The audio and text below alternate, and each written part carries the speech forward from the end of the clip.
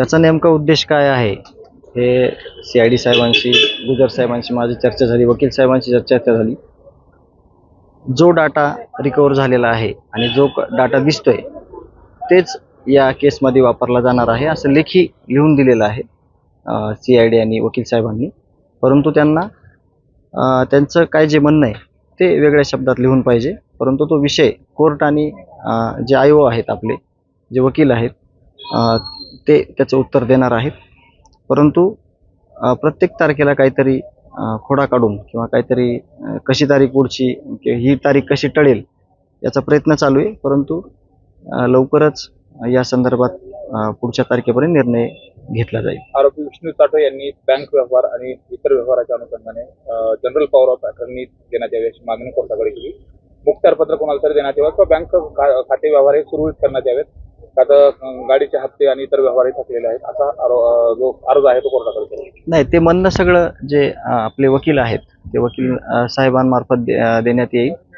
त्यामुळं जे काही त्यांचं म्हणणं आहे ते मांडलेलं आहे, ते अर्ज दिलेला आहे. परंतु आपलं जे काही म्हणणं आहे ते पुढच्या तारखेला मांडण्यात येईल. मात्र बँके खात्याच्या व्यवहाराच्या अनुषंगाने परवानगी मागितली जाते, काय कारण? नाही, कोर्टात आपलं म्हणणं ज्यावेळेस मांडू आपण त्यावेळेस कोर्ट त्याच्यावर निर्णय देईल.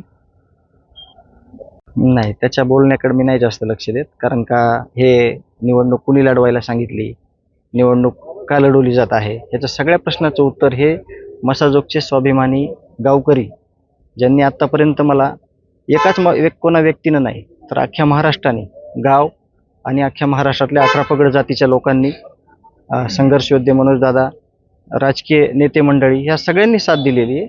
त्याच्यामुळं या सगळ्या गोष्टीचं उत्तर ही मसाजोगची स्वाभिमानी जी जनता आहे ती येणाऱ्या 28 तारखेला देईल आणि ते निकालातून दिसेल. त्याच्यामुळं मला त्या गोष्टीवर कुठलंच वक्तव्य करायचं नाही. आज प्रचार सुरू आहे. प्रचार सुरू असताना देखील तुम्ही कोर्टाच्या तारखेला आलात, तिथे सुरुवाती देशमुख यांच्याकडून देखील प्रचार केला जातो. नाही, मला केस महत्त्वाची हे मी अगोदरच सांगितलेलं आहे. केस सगळ्यात महत्त्वाची आहे. माझ्या भावाला आणि गावाला न्याय देणं सगळ्यात मोठं काम आहे. त्याच्यामुळं नाहीतर मीच उमेदवार झालो असतो आणि आज त्या गोष्टी मला संयुक्तिक वाटल्या नसत्या. आणि हा जो काही आरोप केलेला आहे, माझ्या कुटुंबावर कुणीही बोलायचा प्रयत्न करू नये.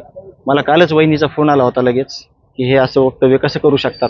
तर मी म्हणलं ठीक आहे, त्यांना काय बोलायचं बोलू द्या. परंतु हे जे स्पष्ट होणार आहे सगळं ते 28 तारखेच्या मतदानरूपी जे आशीर्वाद आहे आणि पुढचं जे राहिलेलं स्वप्न आहे अण्णांचं, त्यातून सगळं स्पष्ट होणार आहे. त्याच्यातून बोलून विषय वाढवण्यापेक्षा 29 तारखेला या गोष्टीवर स्वतः वहिनी आणि आम्ही स्पष्टीकरण देऊ की हे कुणी उभा केलं होतं आणि काय अपेक्षा आहे गावची.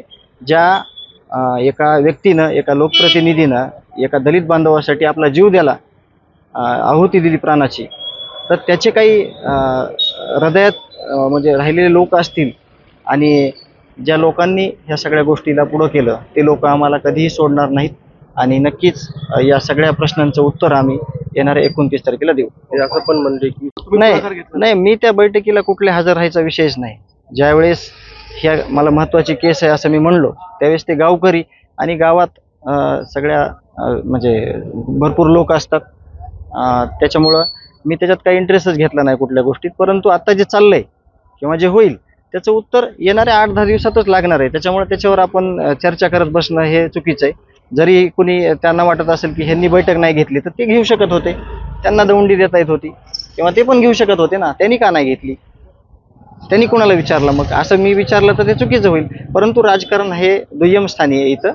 इथं केस हा महत्त्वाचा पार्ट आहे, महत्त्वाचा विषय आहे. त्यावरच आपलं जास्त फोकस आहे आणि येणाऱ्या काळात देखील तेच फोकस राहणार आहे. येणाऱ्या 28 तारखेला आणि आम्ही सगळ्या गोष्टी ह्या जे काही बोललेले आहेत ते 29 तारखेला त्याचा आम्ही सविस्तर तुम्हाला त्याचा लेखाजोखा देऊ.